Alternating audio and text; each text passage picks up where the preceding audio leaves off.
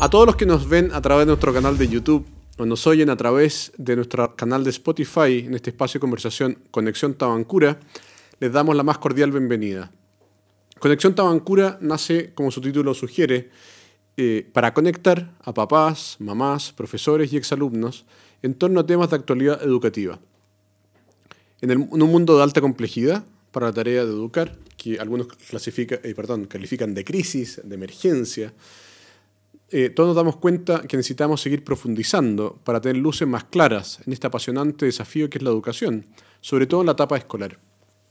Nos hemos propuesto tener una frecuencia quincenal.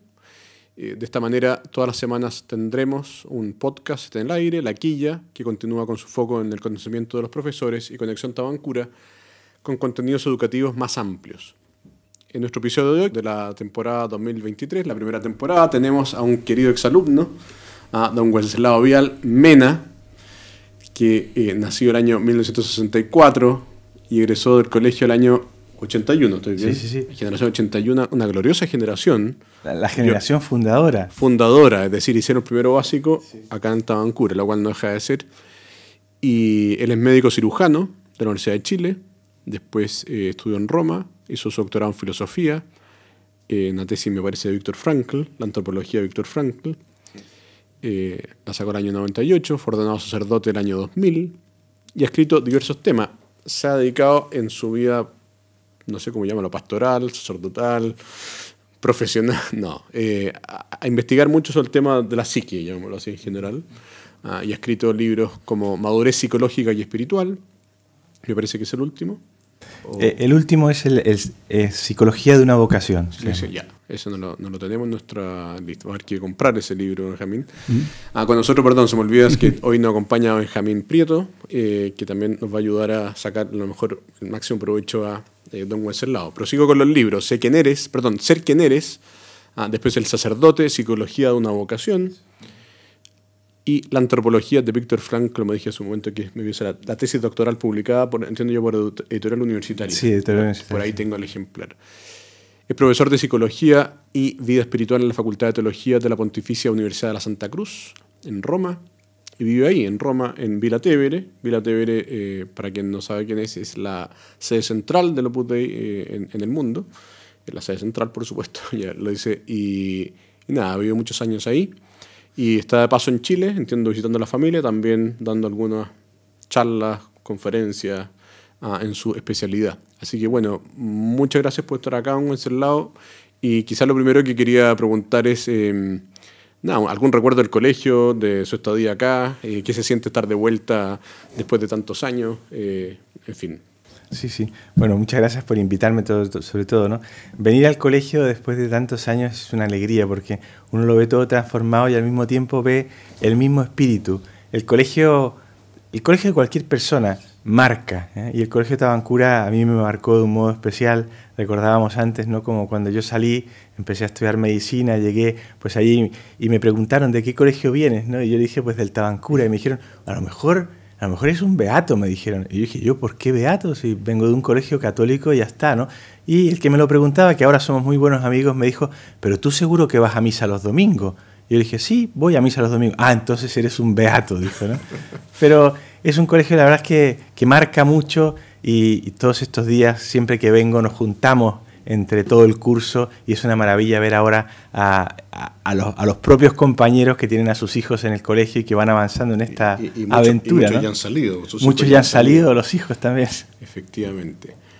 Bueno, entonces, quizás vamos con la primera pregunta, Benjamín, si que la hago yo y después los temas más técnicos te voy a dejar a ti que preguntes, pero usted es profesor de Psicología y Vida Espiritual en la Universidad de la Santa Croce. Sí. Para quien no sabe, la Universidad de la Santa Croce es la universidad que llevan personas de la obra en Roma y que, bueno, el objetivo principal es dar formación en teología, en filosofía, en comunicación, derecho canónico, a seminaristas, pero también a cualquier persona que quiera estudiar eso. Y es una universidad pontificia. Así es. Todos los sacerdotes de la obra han estudiado, o casi todos han estudiado, todos me parece, han estudiado, quizás los más viejos no, pero los más jóvenes todos pasan por ahí y hacen su estudio ahí. Bueno, él es profesor entonces de Psicología y Vida Espiritual ahí. Tiene un sitio web llamado Madurez Psicológica y Espiritual. Y quería partir preguntándole por esto. ¿Cómo se relaciona la psicología y la vida cristiana. Sí, bueno, precisamente el grupo de investigación que tenemos va por esta línea, ¿no? O sea, ver esto, ¿no? Cómo se relaciona la psicología y la vida espiritual. ¿Por qué se relaciona? Es la primera pregunta, ¿no? Se relacionan por la unidad del ser humano. Porque en realidad no podemos separar los aspectos físicos, o sea, el cuerpo, ¿no?, de los aspectos psíquicos, que son esos aspectos que tienen un sustrato orgánico, fundamentalmente en el cerebro, y tienen una relación con lo espiritual en cuanto a una cierta inmaterialidad, el mundo de los afectos, el mundo de los comportamientos, de las emociones, de las creencias más profundas. Todo eso está relacionado. Y después el tercer componente del ser humano, que es la espiritualidad. Entonces, claro, en la unidad todo está, digamos, perfectamente ensamblado, y una grieta en cualquier parte, digamos, de las dimensiones puede hacer que se caiga la estructura entera. Tanto si falla lo orgánico como si falla lo psíquico, un problema psíquico importante que puede ser pues una depresión, un trastorno bipolar, la ansiedad, que hoy en día abarca un 25%, por ejemplo, de la población, o lo que sea, ¿no? Y luego un problema espiritual que no se entiende solo por la relación con Dios, ¿no? A veces la gente piensa que hablar de espiritualidad, me pasa muchas veces, es como ser creyente, ¿no? Dicen, no, yo no soy creyente. No, no eres creyente, pero eres diferente a otros animales. ¿Por qué? Porque tienes una espiritualidad, porque eres persona. Es decir, porque buscas el sentido de tu vida, que es como, a mí me gusta llamarlo el primer paso de la religiosidad y un aspecto fundamental de la espiritualidad. O sea, buscar el sentido.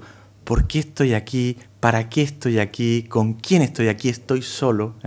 Luego, dentro de la espiritualidad están también toda la relación con los demás, o sea, el mundo de las interrelaciones personales, que es lo que más feliz hace a una persona. La felicidad, y eso lo ha demostrado un estudio de Harvard, no está en el dinero, ni en el poder, ni en estas cosas, muy estudiado, sino que está sobre todo en relaciones interpersonales fuertes, sanas y duraderas. Todo eso pertenece a la espiritualidad. Pertenece también el sentido de culpa, por ejemplo. Tú lo sabes también como médico, ¿no? O sea, el sentido de culpa, que influye tanto en lo psíquico, es un aspecto que los animales no tienen. Un perro, cuando hace algo malo, está asustado, pero no siente culpa. Entonces, su conciencia está en paz. Claro. Y entonces, pues, esta relación, esta unidad, ¿no?, es lo que te obliga a buscar las relaciones que están, y están de esa forma. O sea, tú puedes tener una grieta en cualquiera de las dimensiones que hace que se resquebraje toda la estructura de la persona, que caiga la estructura de la persona. Por supuesto que en la espiritualidad también está la búsqueda de un sentido superior, es decir, de un absoluto, de algo que dé sentido al mundo en que vivimos, en particular, diría yo, el sentido del dolor. Porque el dolor, el sufrimiento están siempre presentes, entonces si no lo encuentras, también se resquebraja. Yo te diría eso, o sea, ahí está la relación, o sea, la relación está, cualquier problema puede tener un componente de los tres. Una cosa sencilla, por ejemplo, ¿no?, físico. Una persona que vive en un ambiente frío, oscuro, lluvioso, que no toma nunca el sol y que tiene la vitamina D baja, la vitamina D3 baja, puede tener síntomas psíquicos de tipo depresivo, puede encontrarse mal. A su vez, eso puede alterar su relación interpersonal, su ausencia, o no encontrar un sentido a la vida, su relación con Dios incluso se puede ver afectada. Una persona que no duerme, que también es algo como muy fisiológico. Si no duermes, empiezas a darle vuelta a cantidad de cosas y te haces obsesivo. Mal humor. Tienes mal humor. Y si tienes mal humor y eres obsesivo, tienes también problemas con otras personas, problemas con el sentido de tu vida. Por eso, al ser humano hay que verlo en tres dimensiones. Yo creo que eso es fundamental. Porque si lo ves solo en una dimensión, es como si enfocas, digamos, en un plano, un cono, un ovoide y un cubo, ¿no? Si lo enfocas desde arriba, hacia una sola dimensión, vas a ver una esfera. No vas a descubrir qué es lo que es. Esto es lo que se me ocurre. Muy bien. Tú ahí tienes el libro Ser quien eres. Ser quien eres. Ser quien eres. El año 2016 usted edita este libro conjunto con otros autores de, entiendo, distintas disciplinas, sí. Médicos, filósofos. Y en él se parte hablando de la madurez, digamos. Entonces lo que yo quería, o sea, y este es un tema como de la madurez que uno lo escucha mucho, pero o lo usa mucho, pero bueno, ¿qué significa madurar? De hecho, a uno le dice como madura de una vez, digamos, uno lo plantea muchas veces conversando, o sea, en tutoría con alumnos como alcanzar la madurez como una tarea a realizar durante esta etapa de la vida tan importante como la adolescencia. Entonces, yo quería preguntarle eso, como, ¿qué significa madurar? ¿Cómo se logra esto? Y cómo podemos darnos cuenta de que estamos madurando, o que con nuestros hijos están madurando, con nuestros alumnos están madurando. Sí. Mira, para mí, madurar es un proceso, ¿eh? La madurez del ser humano no es como la madurez de una fruta, que de hecho la madurez de una fruta se puede detectar desde fuera. Tú detectas un producto químico que libera la fruta y sabes si está madura o no. Incluso en la fruta, para saber si está madura, tú le das un mordisco y dices, está buena, ¿no? Y resulta que si no está buena la puedes tirar. Con las personas no se puede hacer eso. Tú no puedes probar a una persona para saber si está madura o no.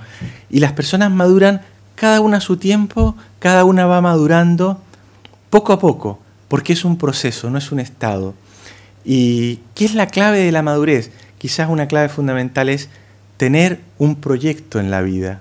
O sea, ¿cuál es mi proyecto? ¿Quién quiero ser? ¿Quién no quiero ser? ¿Y quién soy? O sea, ¿y dónde voy, digamos? O sea, un proyecto, eso es una señal clara de madurez. La madurez también tiene una similitud con la fruta, que es en el tiempo y poco a poco, pero una gran diferencia. La fruta madura colgada en la mata y con el sol, y después de que está madura se cae y ya está, se acabó. En cambio, el ser humano madura siempre y no necesita solo sol y estar colgado, digamos, de una mata. Necesita educación.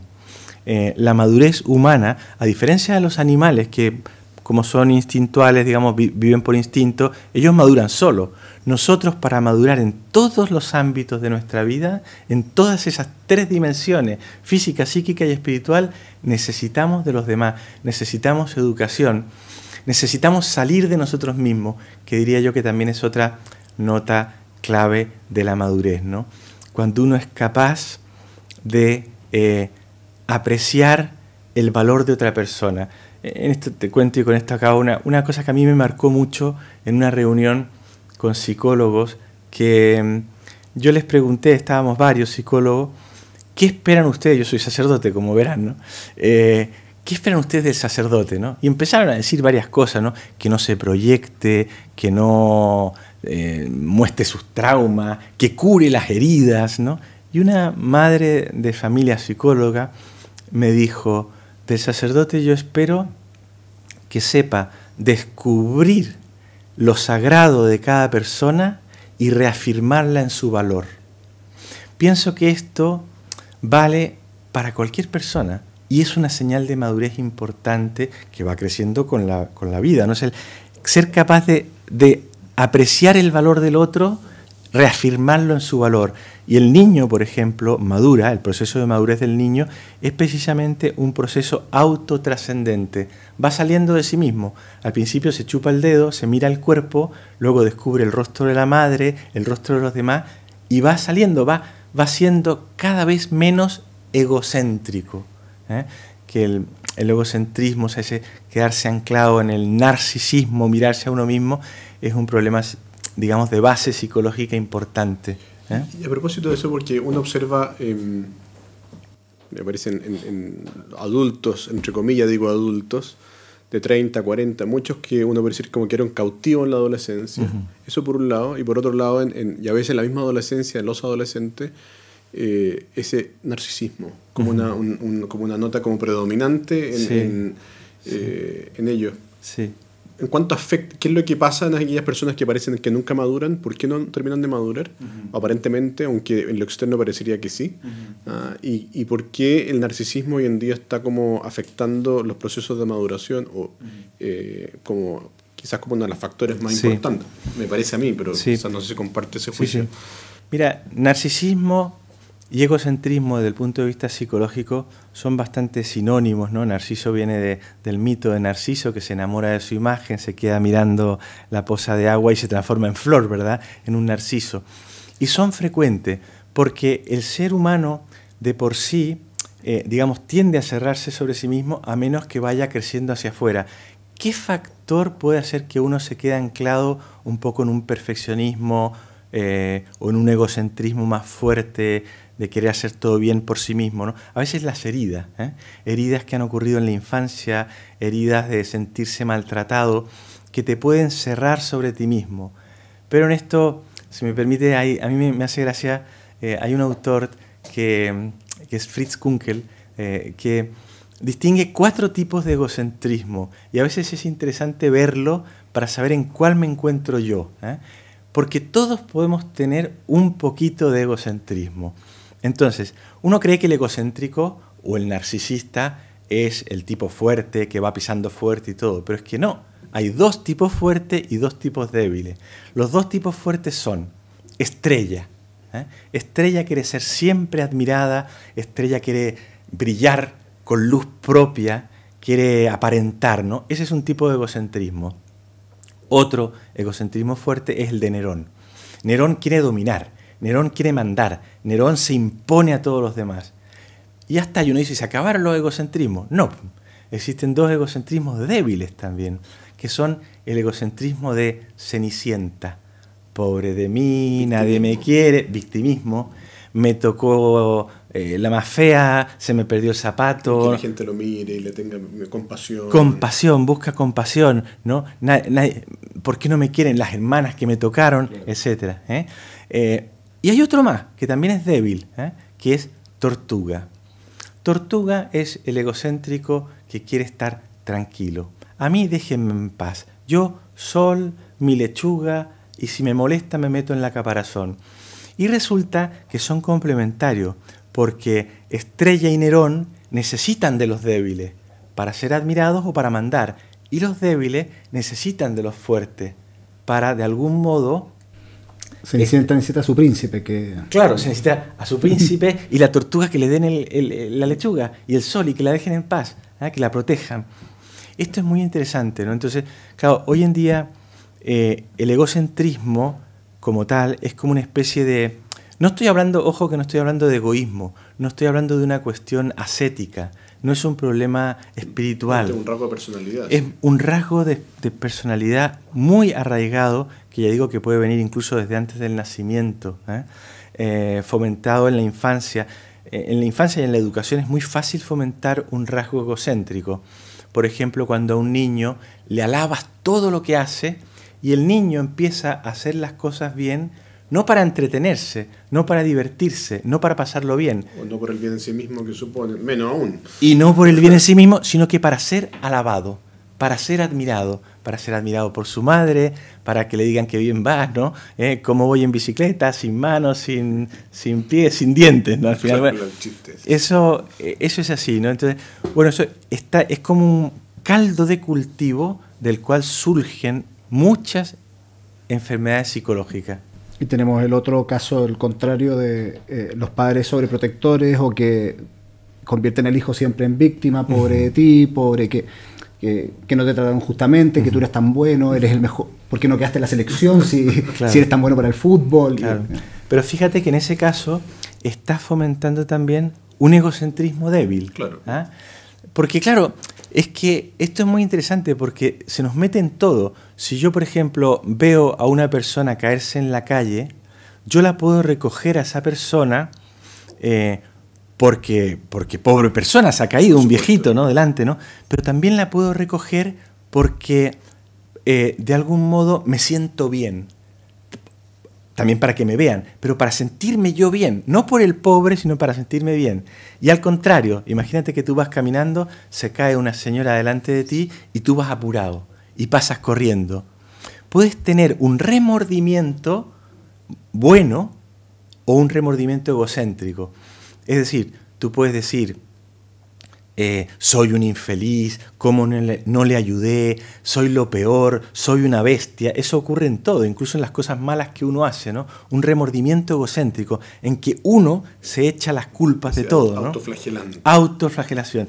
Y en cambio, el remordimiento bueno es decir, pobre señora, Claro. ¿qué le habrá ocurrido? Claro. Pobre de ella. Es darle la vuelta. Eso es muy interesante. Muy interesante. En esta comparación que estábamos haciendo del madurar de una persona con el madurar de una fruta, uno decía, claro, la fruta madura, bueno, porque pasa el tiempo, digamos. Pero a mí se me ocurría también de que hay otro rasgo distintivo entre los dos, y es que el ser humano parece que madura si quiere. Entonces, ¿cuál es el rol que...?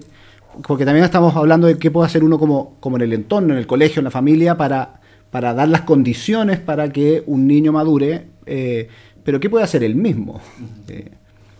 Tienes razón. Mira, además hay otra cosa, que efectivamente, a diferencia de la fruta, uno madura si quiere, pero además hay otra cosa, que la fruta nunca vuelve a estar verde. No hay un proceso no se revierte el proceso de madurez. Trópico, es un proceso que Claro, va hacia un lado, ¿no? claro, en cambio en el ser humano hay retrocesos. Puede haber muchos retrocesos. ¿Cuándo se dan retrocesos? Yo creo que se dan retrocesos sobre todo desde el punto de vista psicoespiritual con la incoherencia. Cuando hay una incoherencia, cuando ese proyecto que tú te has marcado en tu vida, esa meta, ese punto al que quieres llegar, empiezas a desviarte, te sales del camino. Ahí se dan reversiones del proceso de madurez, ¿no? También se pueden dar por problemas físicos. Una persona que se descuida físicamente, de algún modo, pues claro, también puede alterarse por esa unidad de la que hablábamos al principio, todo el proceso de madurez. Pero la incoherencia es fundamental, o sea, la incoherencia es como quizás el mayor desestabilizante psíquico y por tanto también lo que más te hace quitar madurez a ti mismo. O sea, te puede como ir... ¿Qué puedes hacer, no? Ser siempre muy coherente, plantearte ya, incluso desde pequeño, es muy bueno que los niños, las niñas, los jóvenes, ¿no? Sepan lo que decía antes, quién quiero ser, quién no quiero ser. Y eso es muy bonito porque en la familia se puede introducir eso. En la familia se puede introducir el orgullo de querer ser, pues, un ser humano. Ser quien eres, ¿no? Ser quien eres, el título de ese libro es ser quien eres, ¿no? Eres un ser humano. No eres como un perrito o como un zorzal, no. Eres un ser humano. No eres un robot tampoco. El robot puede aprender un montón de cosas, el robot es programado, el robot no es libre. La inteligencia artificial, el chat GPT, no es libre. El chat GPT viene programado y hace lo que le dicen, ¿no? Tú no, en cambio tú eres libre para usar el chat GPT si quieres, ¿no? Tienes que corregirlo porque si no te van a poner malas notas en las pruebas si las presentas con el chat GPT sin más, ¿no? Porque es fácil descubrirlo. Pero tienes que marcarte tu proyecto, avanzar en esa dirección con orden, con autocontrol. Allí yo creo que también influyen, y es muy bonito, hago simplemente una mención, todas las características de lo que se llama hoy inteligencia emocional. La inteligencia emocional tiene como núcleo, como centro, el autocontrol de la persona. Todo lo que sea autocontrolarte, que va unido a la virtud de la templanza, la virtud aristotélica de la templanza, o sea, ser templado, pero autocontrol, o sea, ser capaz de esperar, de no usar el móvil en todo momento. Un amigo mío me contaba, por ejemplo, que en su familia tienen la regla de que el primero, cuando van a comer a un restaurante, el primero que saca el móvil paga la cuenta.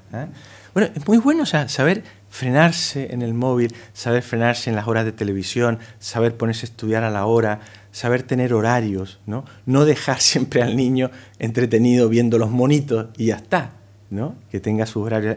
El autocontrol va unido luego a la capacidad de resolver conflictos, a la capacidad de autoconocimiento, a la capacidad de escuchar, un montón de cosas, la capacidad de contemplar, la contemplación de la belleza, la verdad, la bondad. Todo eso te ayuda a madurar. Qué maravilla es introducir también en los colegios actividades bellas, el arte, la música, los instrumentos, las obras de teatro, todo eso va encaminado a que un joven descubra lo que son los trascendentales del bien, ¿no? La verdad, la belleza, la bondad, que se le atraigan. Y esa atracción le ayudará de algún modo a salir de sí mismo, que es la clave de la madurez.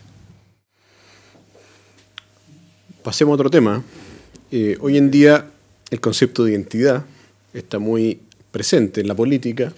El año pasado estuvo como muy presente a propósito del proyecto de nueva constitución, en el debate público, en las redes sociales.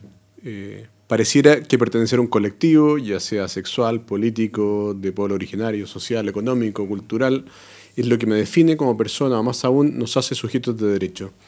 Y esta es la pregunta, bueno, ¿quiénes somos? ¿Y qué es lo que realmente nos identifica? ¿Y qué es lo que permite construir esa identidad personal? Yo sé que es una pregunta quizás muy amplia, pero bueno, sí. Usted la acota como Es amplia y intento acotarla, pero yo partiría del NASCOR, ¿no? Yo nazco, del natur, la naturaleza. O sea, tenemos una naturaleza común. ¿Qué es la naturaleza humana? Somos seres humanos, somos todos seres humanos y eso es muy bonito. Por eso el ser quien eres tú eres un ser humano. Eres una mujer, un hombre, nacido en una sociedad concreta, perteneciente a una familia, pero eres un ser humano y eso es muy bonito. Y además habitas, si me permiten citar a mi jefe máximo, que es el Papa, ¿verdad? Habitas la casa común. La casa común, o sea, el planeta es la casa común. Y claro, eso es una maravilla porque tú estás cuidando tu casa común. Tú cuando cuidas los parques, cuando cuidas los lagos, cuando cuidas los animales, cuando tratas bien a los animales, cuando tratas bien a la naturaleza, cuando te preocupas por el ambiente, que es una maravilla, ¿no? Tú estás cuidando la casa común y eso es propio de nosotros, eso es propio de un ser humano. Cuando cuidas a otros seres humanos, cuando han nacido o cuando no han nacido, porque ya son seres humanos. Eso es tu identidad. Eso es tu identidad. Tu identidad tiene muchas otras, digamos, cosas que se le van uniendo. Por ejemplo, parte de mi identidad es haber estudiado en este colegio y no en otro. Y estoy orgulloso, pero yo no por eso me siento, digamos, superior a otras personas que han estudiado en otros colegios. Me va, digamos, dando pistas, ¿no? ¿Cuándo se forma la identidad? La identidad se forma a lo largo de toda la vida, pero sobre todo en la adolescencia. La adolescencia es el momento clave, o sea, una adolescencia amplia, ¿verdad? 10, 12 años, 17, 18, 19. Son momentos claves donde el joven necesita coherencia por parte de las autoridades. La falta de coherencia es muy dañina. Cuando hay falta de coherencia también en lo que se les explica acerca de lo que ellos son o pueden ser. Cuando hay falta de coherencia en el manejo de los asuntos públicos. Eso el joven lo nota. Y al joven también, y a la joven, le influye mucho lo que es la barca que la lleva del mundo de los niños al mundo de los adultos. Y esa barca es el grupo. El grupo es clave. El grupo es muy importante en el adolescente. El grupo de tus amigos, el grupo de tus amigas, porque son los que te llevan, digamos, a la orilla de los adultos. No sé si quieres que te diga las notas de la madurez, como las entiendo. O sea, yo, brevemente, ¿no? A mí me gusta entender la madurez también como unas notas musicales. En concreto, como una escala de la, que se puede tocar con un instrumento, con otro instrumento, a más o menor velocidad. Y si tú la lees, como se lee a veces la música con letra, tienes el A, B, C, D, así, ¿no? Entonces empiezas por la A, que es autonomía. Señal de madurez, señal de identidad, autónomamente elijo ser quien soy. B, buena vida. Buena vida es decir, una buena vida virtuosa. La vida virtuosa como la entendía Aristóteles y como la ha entendido toda la tradición aristotélico-tomista. Luego la C de coherencia, que ya la mencioné, ser coherente respecto a tus ideales. Eso es lo que estructura este libro Ser quien eres, este ABC, esta escala de la. D, capacidad de diálogo. La identidad y la madurez identitaria te ayuda a dialogar, que no es estar siempre de acuerdo con todo o como que todo da lo mismo. Luego la E de empatía, hacerte cargo de los sentimientos del otro, entenderlo. La F de familia, tú perteneces a una familia, es parte de tu identidad. Tu propia familia, la familia del país si quieres, la familia de la iglesia si eres creyente. La G, y ahí vamos bajando en la escala de la, ¿no? La, si, do, re, mi, fa, sol, la. Sí, después tenemos el grupo, el grupo al que pertenezco, el grupo del colegio, el grupo de la universidad, el grupo de los amigos, el grupo del país, el grupo del barrio, ¿no? Y finalmente volvemos, y así armamos la escala de la, volvemos a la autoestima. La autoestima. Quererme por quién soy. Hoy la autoestima está muy dañada, y está dañada porque está dañada la identidad. Y terminamos, y eso ya es un añadido a la escala porque no me cabía de otra forma, en el colofón final que es la identidad, como el broche que cierra todo este A, B, C, D, F, G, identidad. Identidad, o sea, ¿quién soy? Mi identidad es una maravilla porque es lo que me mueve a avanzar según mi proyecto, según quién soy. Identidad que se une con el primer punto que vimos antes, que es la autonomía. La autonomía. La identidad que también está muy unida a la intimidad. Ese binomio identidad, intimidad, fidelidad, amor, yo lo desarrollo bastante y es lo que se forma precisamente en la adolescencia y la juventud. Una identidad clara, una intimidad clara, intimidad física, psíquica y espiritual, unida a fidelidad. La persona que tiene una identidad clara es capaz de ser fiel y capacidad de amar. Capacidad de amar, capacidad de darse, capacidad de salir de uno mismo de nuevo, ¿no? Bueno, esto es lo que te diría en relación a la identidad. Y en relación a eso de la notas como distintivas de la identidad, ¿qué rol cumple? Porque me estaba acordando cuando estaba hablando, no sé si tenía razón con lo que estaba hablando, pero me surgió este recuerdo en una película de Disney, El Rey León, Simba que se había perdido el camino, te había dejado de vivir como león, estaba hasta comiendo insectos, digamos, en un momento que tiene que volver a tomar su lugar, ¿no? Dice como, ¿qué tengo que hacer para regresar? Y se le aparece su padre, Mufasa, y le dice, recuerda, ¿quién eres? Tú eres mi hijo. Y a mí siempre me ha gustado mucho esa frase porque me hace mucha referencia a Dios, digamos, como lo que define, como diciéndole a Simba, mira, lo que define realmente lo que tú eres no es lo que hayas hecho, no es lo que estás comiendo, no es el grupo con el que te rodeas, sino que eres mi hijo. Y por eso tienes que tomar tu lugar como rey, digamos, o sea, asume esa responsabilidad.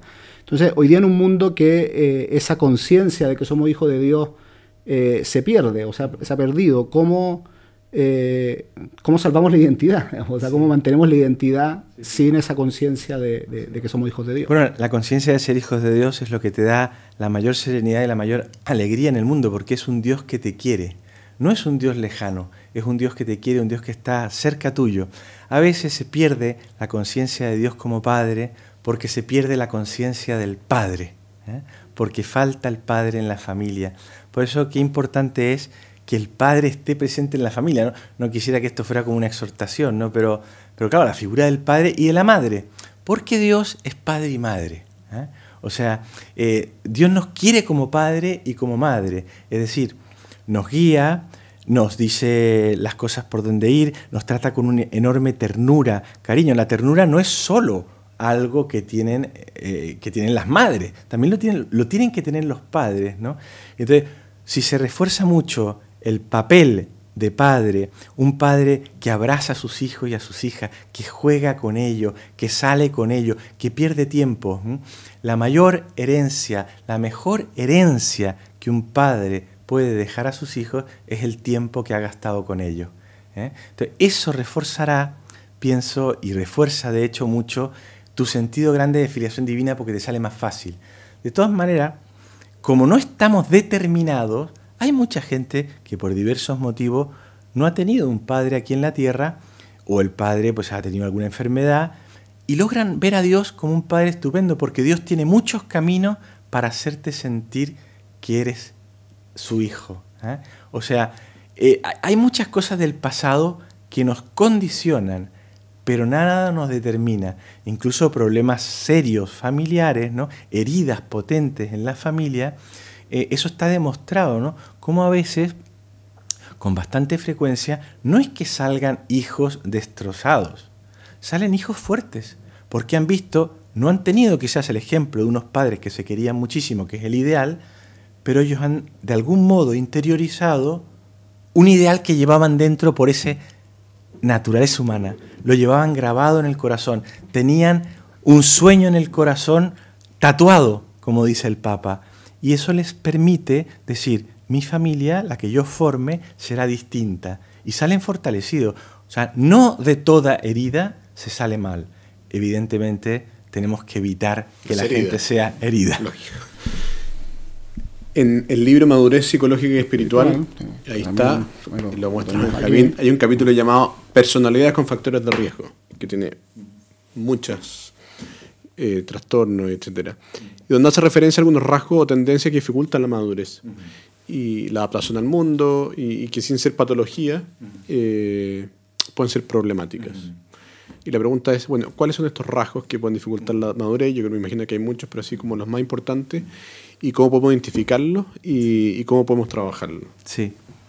Mira, he hablado de algunos, pero... Sí, es que efectivamente ese capítulo es muy importante porque la enfermedad psíquica que está en aumento, o sea, no podemos olvidar que la depresión en alguna de sus formas abarca un 15% de la población mundial, la ansiedad en alguna de sus formas patológica un 25% de la población mundial, es un problema serio que la Organización Mundial de la Salud pues, ha dicho que está aumentando y que va a seguir aumentando, se basa muchas veces en un problema de modo de ser. ¿Qué es la personalidad? La personalidad es lo que me define a mí mismo, hacia mí mismo y hacia afuera. Es mi modo de ser, es esa organización dinámica, en movimiento, que se va formando, también tiene un dinamismo entre la psique, la conciencia y la inconsciencia, pero que está en movimiento, que se va formando a lo largo de la vida, ¿no? Entonces, esa personalidad, cuando se altera, cuando está alterada, de allí salen muchos problemas más serios todavía, de enfermedades, ¿no? Es importante saber diagnosticarlas, conocerlas, porque se pueden prevenir. Surgen habitualmente en la adolescencia, se han formado a lo largo de toda la vida y surgen en la adolescencia. Que aparecen, se manifiestan. Aparecen, se manifiestan, ¿no? Hay rasgos peligrosos, ¿no? Decía primero el egocentrismo. El egocentrismo es como el caldo, ¿no? El caldo, la olla de donde salen. Pero, ¿puedo interrumpir? Por supuesto. Un niño habitualmente egocéntrico. Un niño es egocéntrico. Entonces, ¿cómo proyectar un niño que de por sí son egocéntricos? ¿Qué es lo que podría diferenciar a ese niño de naturaleza egocéntrica, llamémoslo así, a un niño que tiene un potencial trastorno de personalidad que surge del egocentrismo? No sé si me explico y pregunto, espero que los que nos oyen puedan entender. Sí. Porque todos los niños son egocéntricos, pero hay algunos que son más egocéntricos que otros. Sí. Bueno, el ideal es que el niño vaya abandonando el egocentrismo. Y entonces... Y digamos, un adolescente que continúa igualmente egocéntrico y con un yo completamente, digamos, idealizado, es un adolescente que no ha superado la etapa, digamos, de la infancia. Un yo idealizado y un egocentrismo muy fuerte, eso es malo en un adolescente. En un niño, pues tiene que ser poco a poco, irse preocupando de los demás, saliendo de sí mismo y queriéndose a sí mismo también para querer a los demás. Incluso el niño tiene que cuidarse. Pero entonces allí surgen rasgos que se pueden ir notando con más facilidad. Por ejemplo, ¿no? El perfeccionismo, las personas rígidas, el perfeccionismo, o sea, gente que quiere tener todo súper amarrado, perfecto, que a veces dicen, solo hay un modo de cortar el pasto, como lo corto yo, un modo de hacer el pisco sour, como lo hago yo. Y todo es eso, ¿no? Perfeccionismo, ¿no? Luego, muchos de los, por ejemplo, el trastorno de la conducta alimentaria, la anorexia, tiene que ver con personalidades perfeccionistas. Efectivamente, con personalidades perfeccionistas y con una alteración de la imagen de ti mismo. Y con otros problemas que van surgiendo desde aquí, ¿no? Pero entonces, por ejemplo, la inseguridad, niños excesivamente inseguros, escrupulosos, impulsivos, obsesivos, con ideas, rumiación de ideas, ¿no? Todas esas cosas son como rasgos excesivamente tímidos, excesivamente dependientes de otras personas, ¿no? Entonces, esos son defectos.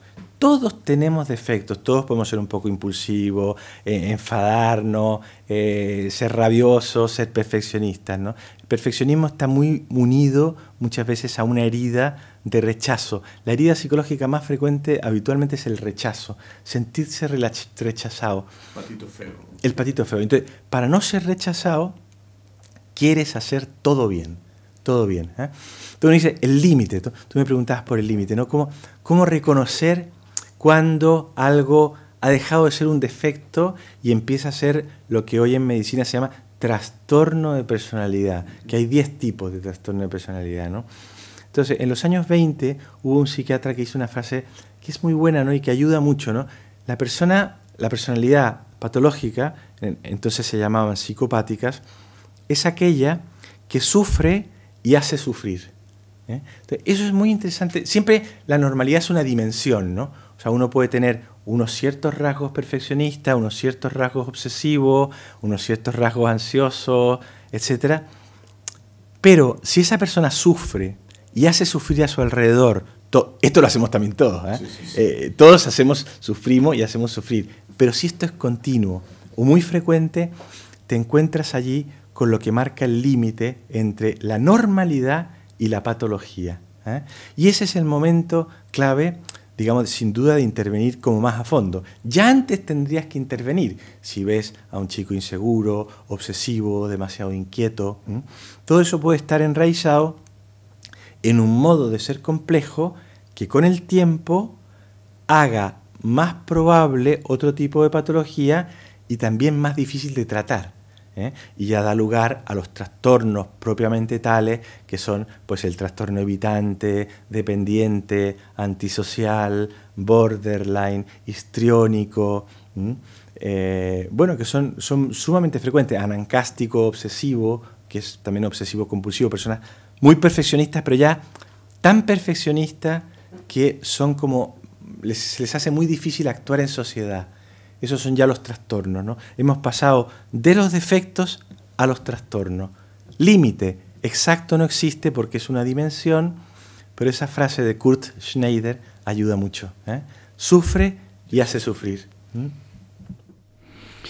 una tendencia hoy día más o menos arraigada, al menos en el mundo de la educación uno lo ve mucho cuando llegan informes de especialistas, digamos, como a psicologizarlo todo. El niño tiene malas notas en matemática, tiene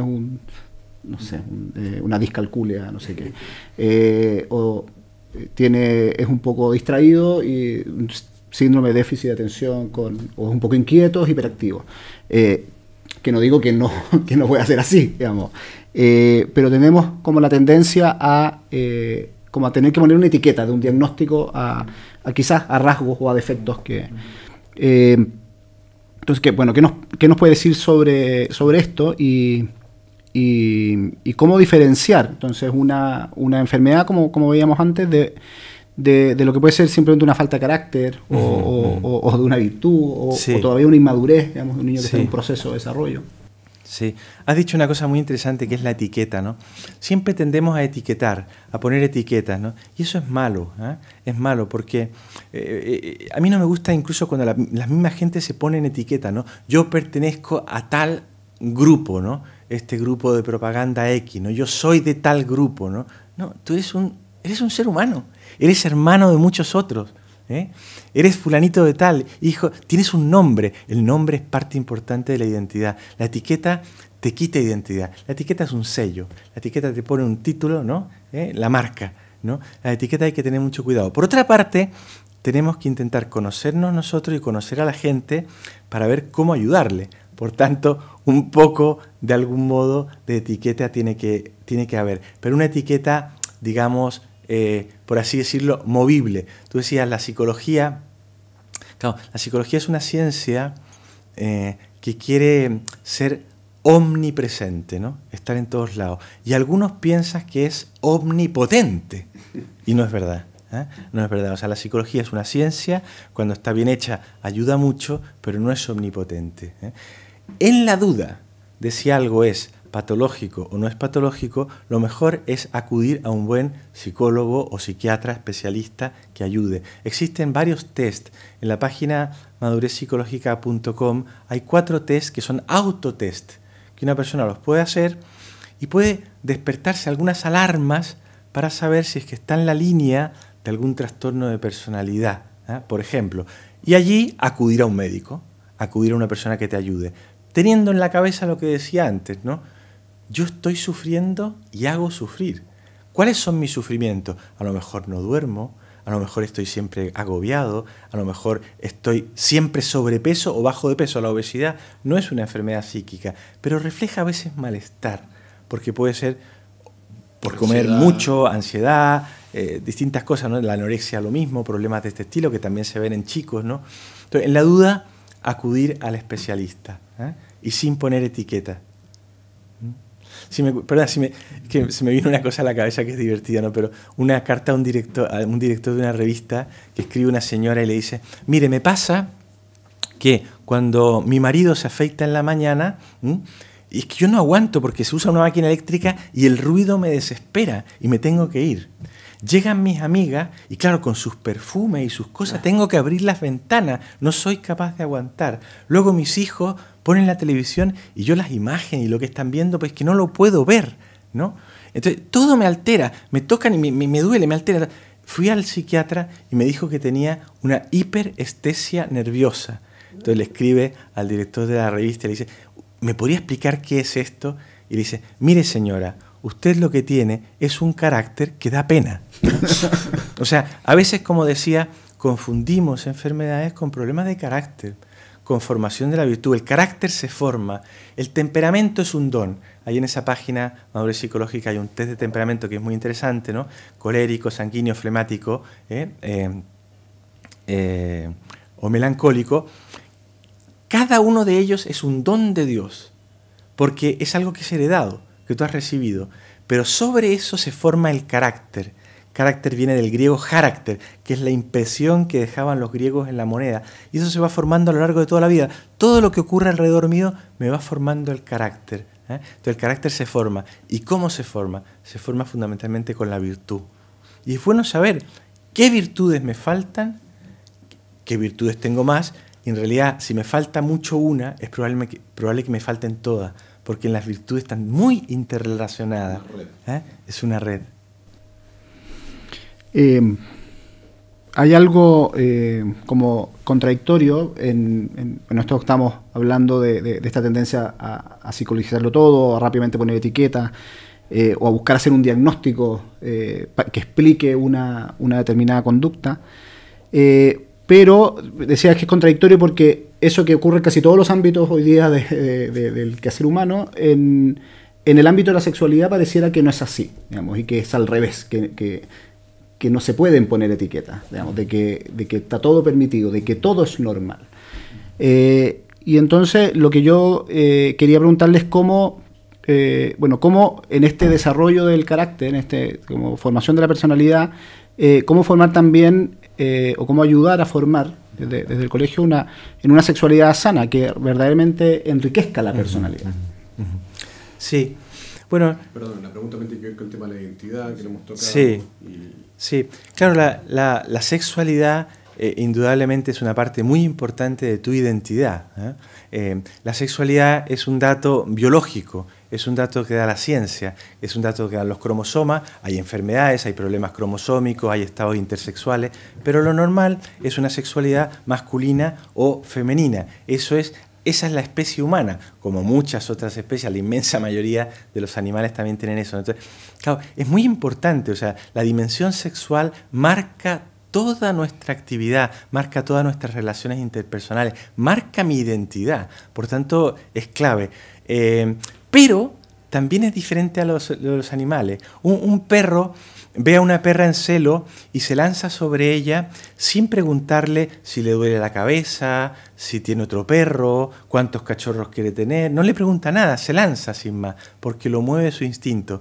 En cambio, el ser humano sabe cuál es el objeto, dónde quiere ir. Y el objeto de la sexualidad es la reproducción y el amor que requiere sacrificio. Claro, la sexualidad no es un juego. Ahora está de moda decirlo, incluso hay gente que lo dice, empresarios. Por ejemplo, hay un gran empresario de embriones americano, ¿no?, que fabrica embriones, que dice, no, la sexualidad está para la recreación y la reproducción la dejamos a la ciencia. Lo ha dicho públicamente. Bueno, eso es considerar al ser humano como un conejito o como un perrito. Pero es que no es eso, es mucho más. O sea, hay muchos aspectos dentro de la sexualidad que hacen ver que la sexualidad humana no es como la de un animal.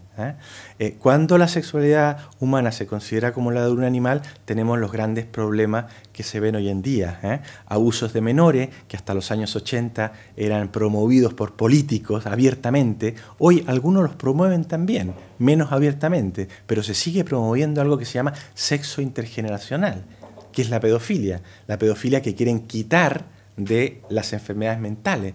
Porque de hecho, no todo el mundo, digamos, que comete aberraciones y crímenes sexuales está enfermo.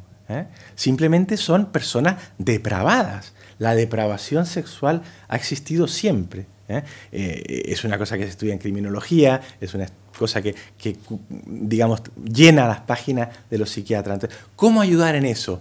Los padres que se quieran, los padres que se amen, los padres que muestren una figura materna y una figura paterna.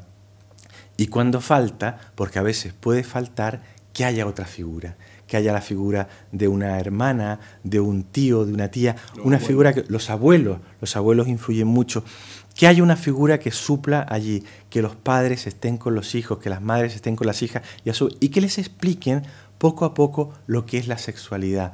Porque es muy importante, sobre todo en las niñas, ¿verdad?, pero también en los niños, que no lleguen a la pubertad de repente y se encuentren con algo que puede ser traumático.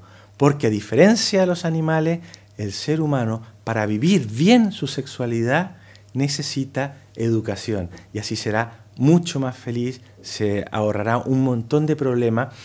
Porque, claro, la sexualidad es muy importante y mucha patología psíquica está relacionada con cosas sexuales, ¿no? En esto Freud tenía razón. O sea, Freud da importancia a la sexualidad que de un modo mucho más amplio que la mera sexualidad. Es una energía vital, una energía que te llena por completo. Freud hablaba de la fijación en distintas etapas del desarrollo sexual que causaban muchos problemas. Problemas también de tipo atracción sexual por objetos inadecuados. Entonces, bueno, en la familia se puede hacer mucho y en los colegios, de acuerdo con los padres, bueno, ustedes saben mucho más en esto y tienen experiencia, pienso que se puede hacer también mucho, siempre de acuerdo con los padres, educando en lo que es la educación humana y no dejando que intervengan desde fuera personas que no creen en la sexualidad humana, sino que piensan que la sexualidad humana es como la de las anguilas. Una de las primeras, digamos, tesis, estudios de Freud fue sobre las anguilas, ¿no? Bueno, muy bien. En Ser Quien Eres, libro que comentamos hace un rato, precisamente en los capítulos escritos por usted, habla el rol de la familia y del hogar, y con esto quizás vamos terminando la conversación y en este tema, ¿no? ¿Qué rol cumple la familia? Ya han ido saliendo muchas cosas, ¿no? Pero quizás como cierre en la madurez del carácter y el desarrollo de la personalidad. El Tabancura es siempre un colegio que ha promovido la participación de los papás son los primeros educadores, y no es que esto son una cosa del principio de la creación, sino que cada vez uno está más convencido de que no hay otro camino para educar, y sobre todo hoy, que la sociedad aporta, sin ser pesimista, poco. Y entonces, ¿cuál es el que rompe la familia, la madurez del carácter, el desarrollo de la personalidad? Y pensando en los papás más jóvenes del colegio, ¿qué detalles se pueden vivir en el hogar que contribuyan a construir esa personalidad Bueno, y que todo papá quiere un hijo feliz, armoniosa, alegre, serena, etcétera. Sí, te agradezco la pregunta. Y mira, o sea, como resumen, y después ya a lo mejor digo alguna otra cosa, pero como resumen yo te diría que los hijos estén orgullosos de tener los padres que tienen, ¿eh? Y que estén orgullosos de haber recibido esa educación, y que estén orgullosos, por ejemplo, de no empezar a utilizar el teléfono celular hasta la edad que determinen sus padres, y que no se sientan menos porque no tienen el iPhone 24, ¿eh? Que estén felices con su, lo que sea, digamos, Motorola X, y a la edad correspondiente, ¿eh? Eso es muy bonito, el orgullo, llenar a los hijos de orgullo, porque de allí viene el orgullo después de ser hijo de Dios, ¿eh? El orgullo de pertenecer a una familia cristiana, esa célula fundamental de la sociedad, esa célula donde se aprende todo. En la familia se aprende a amar. Ya dije antes que en esto hay que tener cuidado porque no hay determinismo. Una persona puede tener una familia que es un desastre y al mismo tiempo puede, digamos, aprender a amar de verdad, ¿no? Entonces, bueno, pues lo aprenderá después, ¿eh? Y Dios suplirá los defectos, Dios suplirá las dificultades, porque Dios existe, ¿eh? Pero en la familia se aprende a amar, y por eso es tan importante que no haya ambivalencia, que no haya chantajes emotivos. ¿A quién quieres más? ¿Al papá o a la mamá? Que entre los dos hablen, que entre los dos conversen. Algunas veces los verán pelear, pero que venga después el perdón, que venga la reconciliación, que los hijos no sean tratados como marionetas, sino que apenas vayan creciendo, se les vaya preguntando un poco, se les vaya haciendo partícipe de ese amor enorme entre los padres. Yo diría esto, ¿no? O sea, que tienen un papel enorme, un papel muy bonito para hacerlos querer el rol materno, el rol paterno, para sentirse querido. Un psiquiatra decía, le preguntaban, ¿qué es lo que más ve usted en su consulta? Lo de siempre, personas que no han sido amadas y no saben amar. Y eso ocurre en la familia. En la familia se puede dar amor, en la familia se puede ayudar a descubrir el don sagrado del otro, que la persona sea reafirmada. De hecho, un aspecto importantísimo en la psicología es que el niño y la niña sean reafirmados en su valor como seres humanos en la familia. Un valor muy grande, un valor incondicional. Y que los padres cuiden mucho el grupo, porque el grupo es la barca que lleva al niño desde los niños, los amigos, hasta el grupo de los adultos. Si el grupo cojea, si el grupo es malo, te lo puede hundir. Muy bien, pues entonces, muchas gracias, don Wenceslao. Muchas de nada. Llegamos al término ya de un buen rato conversando, han salido muchos temas muy interesantes. Y nada, nos despedimos de los papás, de los profesores, de todas las personas que estén oyendo, agradeciendo a don Wenceslao su presencia acá en el Tabancura, y ojalá que no sea la última vez que podamos conversar de estos temas tan importantes y que estoy seguro que interesan tanto a nuestra comunidad educativa. Muchas gracias. Bien, muchas gracias. Hasta el próximo episodio.